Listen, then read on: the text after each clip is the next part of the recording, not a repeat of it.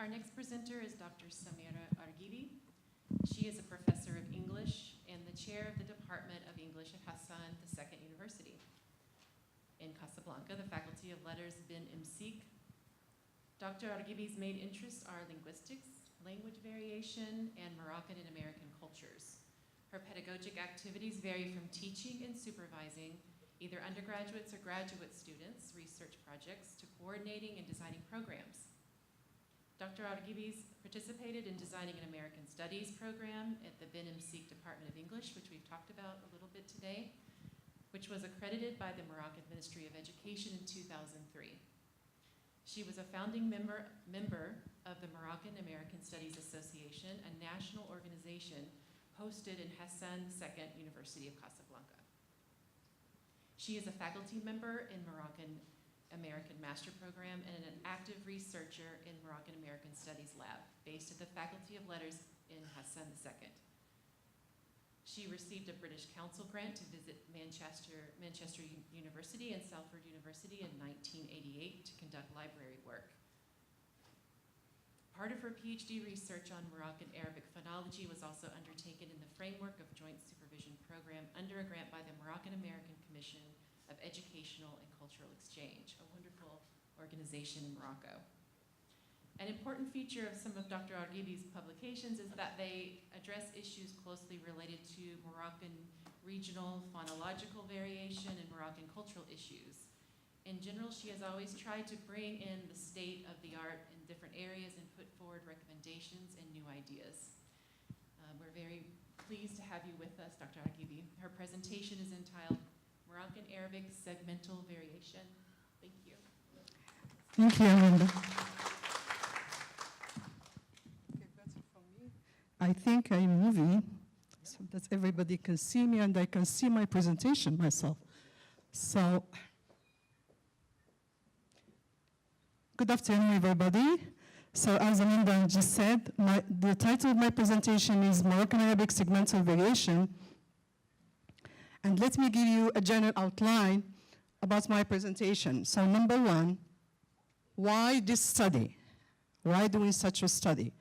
Number two, I will give you very briefly, especially that Maria, she already introduced some of the aspects I was planning to talk about as far as phonological variation in Moroccan Arabic is concerned, and also some previous treatments of phonological variation. I would go directly and talk about something which is really very specific to a dialect spoken in a particular region, which I'm going to introduce you to later.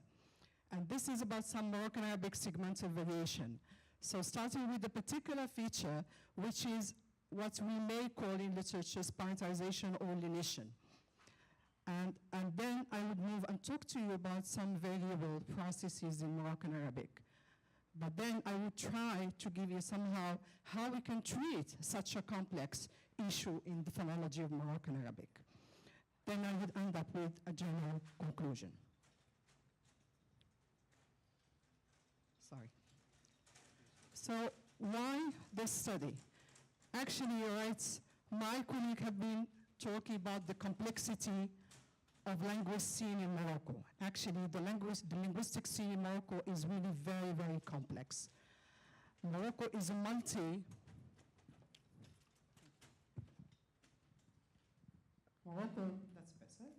Morocco is a multilingual country where you have so many languages spoken.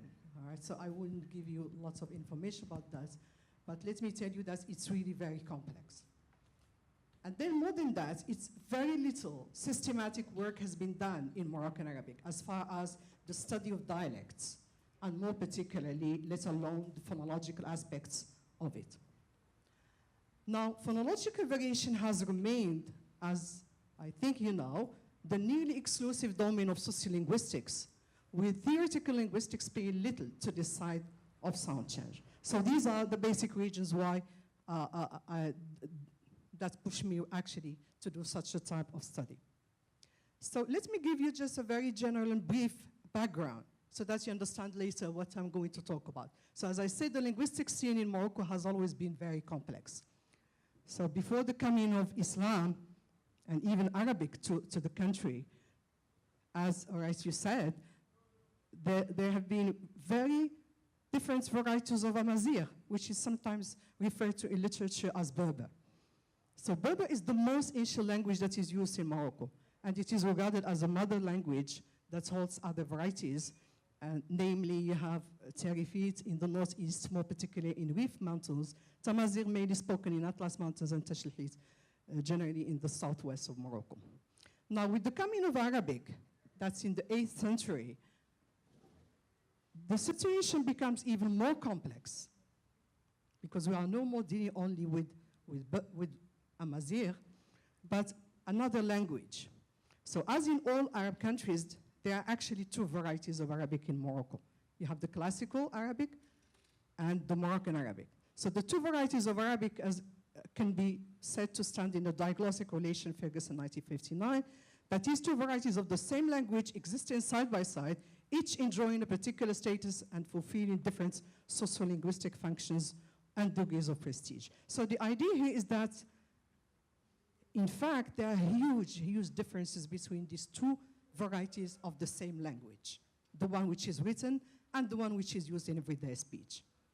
Although both are Arabic, but the huge, huge differences between these two forms of Arabic in terms of vocabulary, phonology, and basically grammar. Now, I'm going to go directly and see how this phenomena, the previous thesis of phonological variation in sociolinguistics, you can have an idea how it has been treated. So you have linguistic variation here, all right? And then mostly you have certain variables, right, that we can use to really describe such sociolinguistic phenomena. They can vary from linguistic to extra-linguistic, so when we deal about it linguistically, we can describe some phonological, syntactic, lexical aspects of it. But sociolinguists would move and focus mostly on the extra-linguistic side of it, and that's inter-speaker or intra-speaker by using other varieties such as the class, age, sometimes gender, and other issues like who you are speaking to, the addressee, the topic, and so on and so forth. So the investigation of phonological variation has remained nearly exclusive domain of sociolinguistics. As I said, with theoretical linguistics pay little, if none, to this side of sound chance. Now let me tell you very briefly how such variable processes in Moroccan Arabic has been dealt with. And here I would focus on the notion of accent. So when colloquial or spoken Arabic here referred to as Moroccan Arabic, by the way, these are just terms that you may cross in literature, but they exactly mean the same thing. So they are all about the language spoken in every day. They refer to the form of Arabic used by Moroccans in everyday conversation. However, Morocco is a country where there are important isoglosses, which are regional indicators. Now let me give you one specific example which you might be familiar with, especially those who visited Morocco. If we take the example today, we find some phonemes which are typical of the region of Meknes. All right? So here you find the merger of sh and j with s and z, which is really well known in this particular variety of Moroccan Arabic. You move a little bit further, not more than 40 kilometers, all right? 33 miles, and then you find a completely different variety of Arabic, spoken Arabic. So for example, if you move to Fez, you're going to find that this, all right, I'm talking about people who would introduce the glottal stop as a reflex of q. You move a little bit further to the south of Morocco, and you will discover a completely different pronunciation of the same phoneme. And people in Marrakesh would produce it as g instead of q. Now, how are we going to account for such a complex issues and varieties in the pronunciation of the same sounds? So by the way, here when I talk about segmental variation, it means that these are features that affect only the pronunciation of certain segments, either vowels or consonants. But my focus here would be basically on the pronunciation of certain consonants. So now there is a problem, because here, if I have to account for variation, I need to compare it to something else, right? Which we might refer to as a reference dialect, or what is referred to in literature again as standard Moroccan Arabic. what is standard Moroccan Arabic? All right, so I have tried to come out with sorts of definition. It's a variety which we might think is devoid, all right, void of any accent, so that you cannot really identify which region the person or the speaker comes from. And normally, where do we find such variety of spoken Arabic? We find this in big cities, where people move either to work or to study. And because of inter-influence, we might find such a type of variety. But the problem here is that normally, when we want to study this, linguists would refer to something which is codified and standardized. In the case of Moroccan Arabic, it's even more problematic, because Moroccan Arabic, there is no really codified and standard form that we can refer to when we describe a particular variety of Arabic. So again, but still, however, this vernacular is recognized by all native speakers, as I said, void of any regional features. So let us assume that this variety can be a subject of study. And this can help us at least to deal with certain varieties and phenomena in Moroccan Arabic. Now let me give you again a general idea about what type of the inventory of average, what we may call standard or average Moroccan Arabic, and then the consonancy system of average Moroccan Arabic. So in the vocalic, you can see that we have three basic vowels, E, U, and A, together with what we name the schwa, which is normally used for syllabic purposes. So that's not my objective here, but it does exist in Moroccan Arabic. And just for the sake of your information, this is something we do it for syllabic purposes, but we have really gotten it from Berber, all right, Amazigh, right, so syllabic purpose. As for the consonants, you have, the basic has 28 consonants that you can see here, but then any deviation thereof will be taken as variation from average Moroccan Arabic. Now, how are we going to deal with variation here, segmental variation? And let me tell you that the feature I'm going to talk to you about is to be found in a particular region in Morocco where there is, and which is named Teza, by the way. It's the northeast of Morocco, where there is this clear contact between Rifian Berber and Arabic. So the sounds that you are going to discover is coming from Berber rather than Arabic. So the basic generalization here is that continuants appear really after vowels and stop, they fail to unite. That is, they cannot parentize in initial position. And of course, post-consonantally, unless there is a stop preceded by another continuant. Otherwise, the phenomena would affect only front sounds, actually coronal and labials, more than back articulators. Now, the rest of the slides would give you just some background, some data where what is really interesting is that when the process occurs in these dialects, it is context sensitive, right? It doesn't, whenever we find, for example, t, it wouldn't change automatically to th, which is the interdental. There is a context where it occurs, which is really clear from the data. So therefore, the intuitive generalization here is that non-strident continuants are favored after a vowel and disfavored after a non-continuous consonant and inward initial position in this variety of Moroccan Arabic.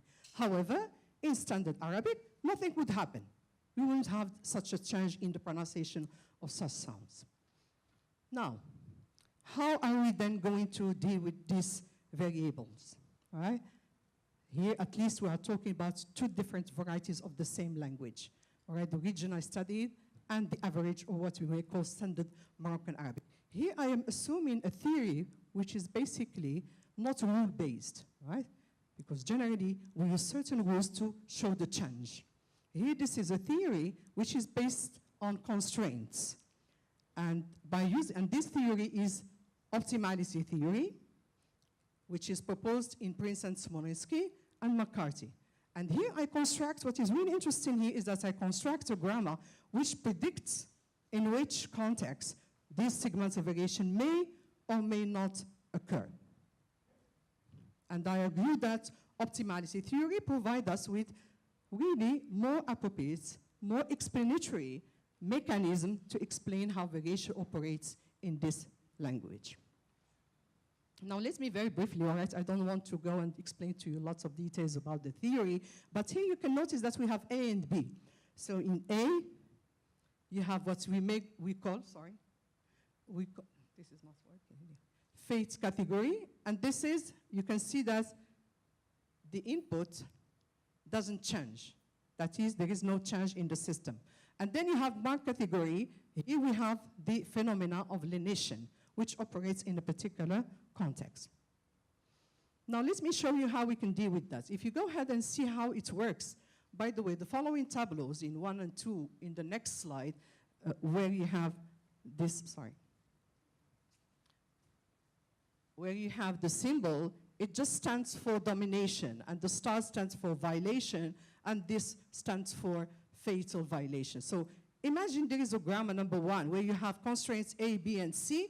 Here the rankings, we have A dominating B and A dominating C. But the results will be always one candidate which will win, because this violates the highly ranked constraint, but the second one doesn't violate B, and then it wins. But this, of course, this variation, the scene here, would not enter in this picture. We would be allowed only to talk about one particular variety. Now, the idea is that to have the same constraints, A, B, and C, but the rankings are not the same. So here we have, we have A dominating B, but we have A dominating C. And you can see the result here. We can at least derive 2 different varieties, where in the first tableau you have candidate 2, which is winning, but whereas in the output in the second tableau you have the first candidate, which is winning.